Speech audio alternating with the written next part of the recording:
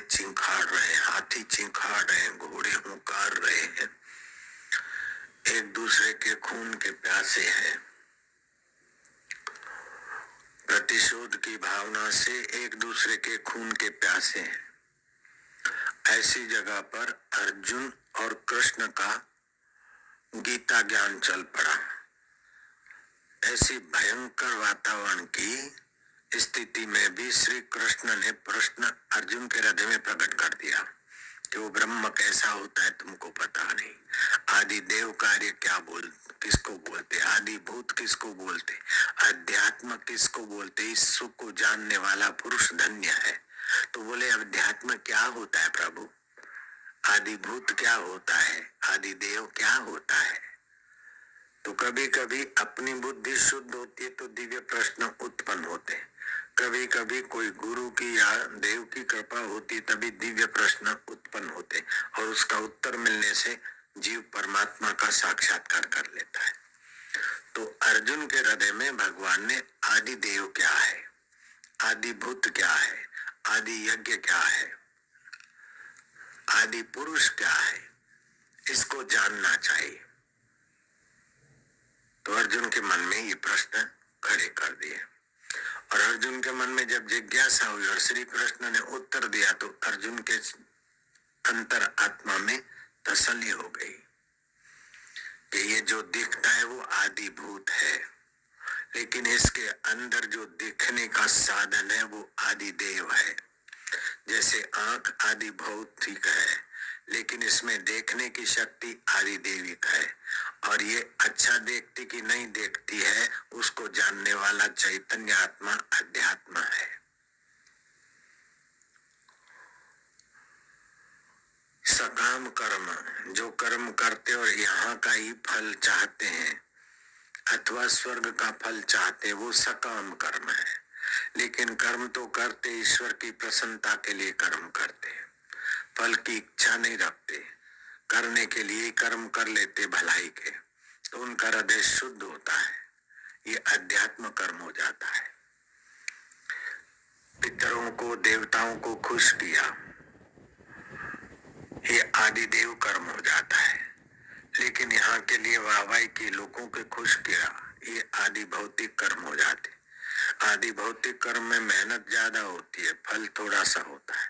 आदि देव कर्म में मेहनत ठीक थोड़ी सी होती है, फल यहाँ और वहां भी होता है।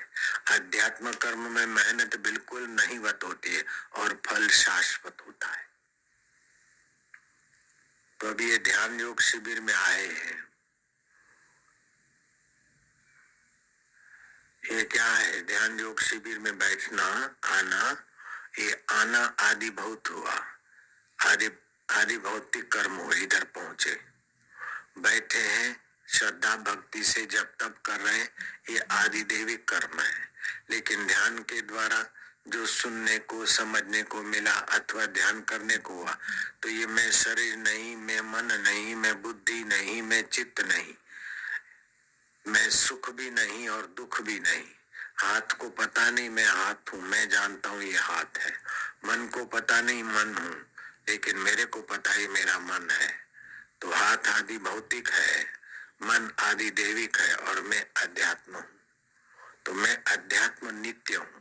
शरीर पहले नहीं था लेकिन मैं पहले था, दुख पहले नहीं था मैं पहले था, सुख पहले नहीं था मैं पहले था। तो सुख बाद में नहीं रहता, दुख बाद में नहीं रहता, लेकिन उसको जानने वाला मैं जहां से उठता है, मैं हूं, ये जो है, मैं दुखी हूं तो दुख मिला दिया अपने में, मैं सुखी हूं तो सुख मिला दिया अपने में। तो सुख और दुखाकार आदि देव वृत्ति है। तो सुख आदि भौतिक निमित्त से भी होता है, आदि दैविक निमित्त से भी होता है। अध्यात्म को नहीं जानते इसलिए सुख दुख के थपेड़े लगते रहते, अध्यात्म को जाने तो सुख दुख के थपेड़े लग ही नहीं सकते। अध्यात्म को जान ले तो आदमी पुष्ट हो जाता है। जैसे शिव जी अपने अध्यात्म स्वरूप को जानते हैं तो उसमें ही शांत समाधि है। भगवान नारायण अपने अध्यात्म स्वरूप को जानते हैं तो दैत्यों के साथ युद्ध करते, देवों का पक्ष लेते, फिर भी हृदय में देवों के लिए राग नहीं रखते और दैत्यों के लिए द्वेष नहीं रखते और अपने में कभी कर्म का कर्तापन नहीं मानते। तो अध्यात्म कर्म, आदि दैविक कर्म, आदि भौतिक कर्म, इन सब को जानकर जो सार तत्व अध्यात्म है उसको उसमें स्थित हो जाए तो उसको फिर बड़े बड़े भारी कर्मों से लेपायमान या बंधन नहीं होता।